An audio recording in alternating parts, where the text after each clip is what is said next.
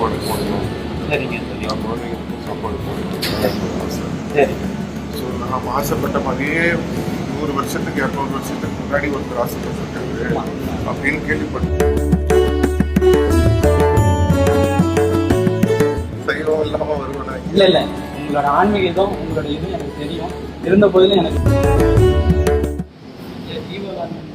மூர்த்தி விட்டு நிறுவப்பட்டிருக்காங்க. அதில் முதல் தலையாக என்ன பார்த்தீங்கன்னா, எவ்வளின் தண்ணீர் போல் எண்ணுகின்ற எவனோ அவனே ஆண்டவர் ஆவார் அப்படிங்கிறாங்க. அப்போது நீங்கள் குறைகளை தவிர்த்து எந்த உயிரையும் நான் உயிர் போல் ஆடு மாடு கோழி எல்லாத்தையும் தவிர்த்து நீங்கள் சைவமாக இருந்தீங்கன்னாவே உங்களுக்கு எல்லாம் செயல்படும். அதுதான் ஐயா 7 வயதிலே வந்து உபதேசம் பண்ணும்போதே ஒரு எளிமையான வார்த்தை, ஜீவகாருண்யம் நம்மிடம் இருக்குமாயின் எளிதாக இறைவன் நம்மிடம் சிக்கிக் கொள்வார். இதுதான் ஜீவகாருண்யங்கிறது. முதல்ல பசி ஆற்றுவதற்கு முன்னாடி எவ்வுயிரையும் தான் உயிர் போல் எண்ணி